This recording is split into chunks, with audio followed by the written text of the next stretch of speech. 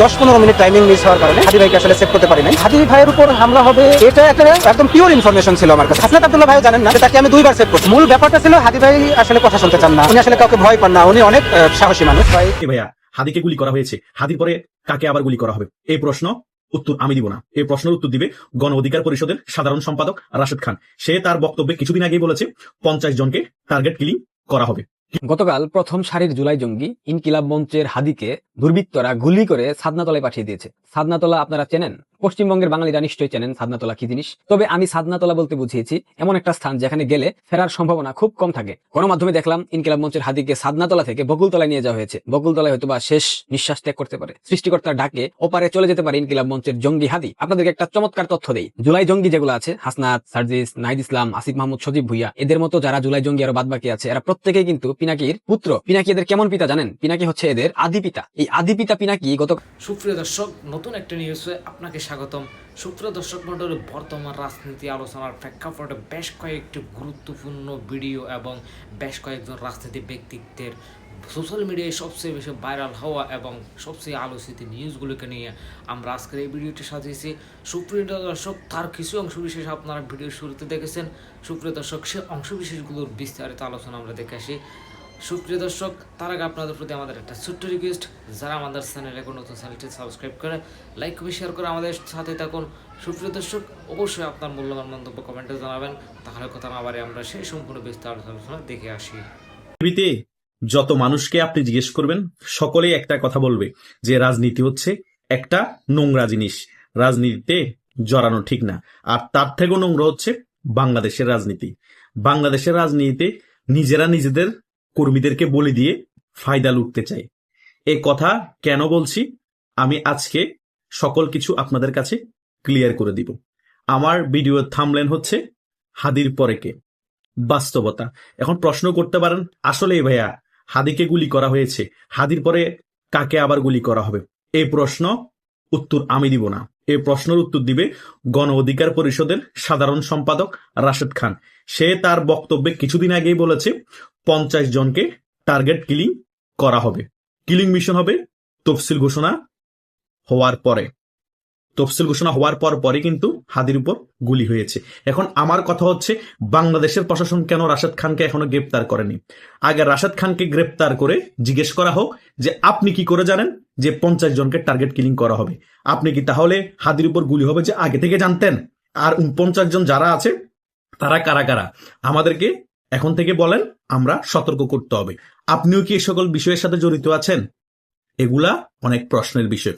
আর দ্বিতীয় বিষয় হচ্ছে, মিডিয়া এখন খুব ভালোভাবে প্রচার করছে ভারত থেকে নাকি 80 জন বাংলাদেশে শুটার এসেছে টার্গেট কিলিং করার জন্য। আরে ভাই, গোয়েন্দা তথ্যে সকল কিছু যখন জানে, সকল কিছু যখন বুঝে, এরা কোন 80 জন? আর 80 জন যে বাংলাদেশে টার্গেট কিলিং এর জন্য এসেছে ভারত থেকে প্রশিক্ষণ নিয়ে, এই তথ্য সাংবাদিকদেরকে কারা দিয়েছে? আর গোয়েন্দারা যদি জেনে সাংবাদিকদেরকে তথ্য দিতে পারে, তাহলে গোয়েন্দারা তো ভালো করে জানার কথা এই 80 জন কারা।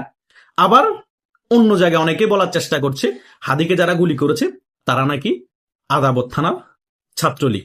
আরে ভাই, বাংলাদেশে এখন গুপ্ত শিবির যারা এখন শিবির রূপে আবির্ভূত হয়েছে তারা সকলেই তো ছাত্রলীগ ছিল। এরও ছাত্রলীগের হয়তো লুঙ্গির তলে ছিল। এরা 100% শিবিরের কর্মী। সাদিক কায়েমি তো ছাত্রলীগের লুঙ্গির তলে ছিল, সে তো এখন কত বড় শিবিরের নেতা আমরা সকলে দেখতে পাচ্ছি। সে এখন ডাকসুর ভিপি হয়ে গিয়েছে। বাংলাদেশে নির্বাচনকে কেন্দ্র করে অনেকগুলো হত্যাকাণ্ড হবে, এটা এই সরকারও জানে, বিএনপিও জানে, জামাতও জানে, সকলেই জানে। যে যার যার ফায়দা হাসিলের জন্য নিজের কর্মীদেরকেও বলে দিতে পারে। সেটাই জামাত অনেকবার করে দেখিয়েছে।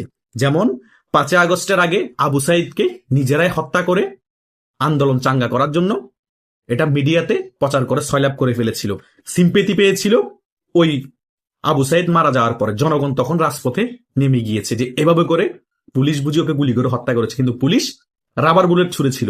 রাবার বুলেট ছোড়ার কারণে আবু সাইদের মৃত্যু হয়নি, এটা সকলে আমরা অবগত আছি। ফরেন্সিক থেকেও কিন্তু রিপোর্ট এসেছে, মাথার মধ্যে পাথর লেগেছে, রক্তক্ষরণের কারণে আবু সাইদ মারা গিয়েছিল। আবু সাইদকে যদি 1-2 ঘন্টার মধ্যে ট্রিটমেন্ট করা হতো, আবু সাইদ সুস্থ হয়ে যেত। কিন্তু আবু সাইদ 3-4 ঘন্টা হাসপাতালে না আগে কোথায় ছিল আবু সাইদ? সেটা জনগণের কাছে এখনো প্রশ্ন। তার মানে সে শিবিরের অ্যাক্টিভ কর্মী, সকলে জানি শিবিরের যারা উপরস্থ কর্মকর্তা ছিল তারা 3-4 ঘন্টা অপেক্ষা করেছিল আবু সাইদ মারা যাওয়ার জন্য। কারণ আবু সাইদ হচ্ছে তাদের তুরুপের ইক্কা। কথা বুঝতে পেরেছেন? আবু সাইদ মারা গেলেই তাদের ফায়দা হবে, তারা জানতো।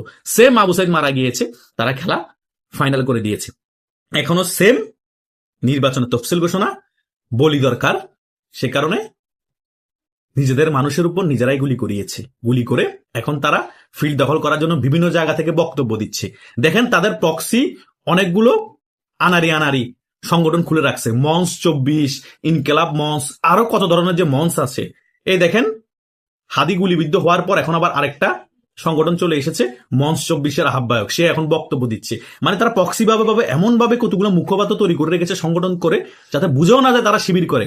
এখন অনেকেই মনে করছে হাদি কোনো শিবিরের কর্মী না। আরে ভাই, হাদি 100% সলিড শিবিরের কর্মী। কথা বুঝেন না? এখন যে মঞ্চ 24-এর আহ্বায়ক এসে বক্তব্য দিচ্ছে, সেও 100% মঞ্চ 24-এর আহ্বায়ক শিবিরের কর্মী। সকলে আমরা এগুলো এখন বুঝি। লুঙ্গির তল থেকে বাইর হয়েছে তো এদেরকে আমরা সে কারণে আইডেন্টিফাই করতে পারিনি এতদিন, তারা যে শিবির করতো। এখনো যাতে আইডেন্টিফাই করতে না পারি, সংগঠন বানিয়ে তারা মুখপাত্র হয়ে কথা বলছে। সকল কিছু শিবিরের সাথে মিলে যাচ্ছে। নির্বাচনের টাইমে আরো অনেক বলি হবে, এটা আমরা আন্দাজ করতেই পারি। সে কারণে যাতে নির্বাচন নিয়ে প্রশ্ন তুলতে না পারে, এগুলো যাতে আওয়ামী লীগের উপর ট্যাগ লাগাতে পারে, এগুলো যাতে ভারতের উপর ট্যাগ লাগাতে পারে, সে কারণে আগে থেকে এগুলোর মোটিভ তৈরি করা হচ্ছে। তা না হলে 50 জন কিলিং মিশনের জন্য নেমেছে আওয়ামী লীগ, ভারত 80 জন পাঠিয়েছে, সকল তথ্য আছে, সকল কিছু তাদের কাছে নিউজ আছে, কিন্তু কাদেরকে হত্যা করা হবে তাদেরকে আগে থেকে আগমবাবুকে সতর্ক করা হচ্ছে না কেন? পুলিশ কেন আগে থেকে তাদেরকে ধরছে না? আর যারা বক্তব্য দিচ্ছে তাদের কাছে গিয়ে ইন্টারোগেশন কেন করছে না যে আপনারা এই তথ্য কোথায় পেলেন? এগুলা আমাদের সাধারণ জনগণের মনে সন্দেহ জাগে। কথা বুঝেন নাই? হাদি তার মুখের ভাষা অনেক খারাপ, সাউয়া মাউয়া যত ধরনের খারাপ গালি আছে সে উচ্চারণ করতো, কিন্তু এভাবে করে গুলি করে কাকে হত্যা করা কোনোভাবেই কাম্য না। এটা আমি 100% মেনে নিতে রাজি। কিন্তু জামাত যে এই নোংরা রাজনীতি করেই যাচ্ছে, সাধারণ জনগণকে এটা নিয়ে প্রতিবাদ করবে না?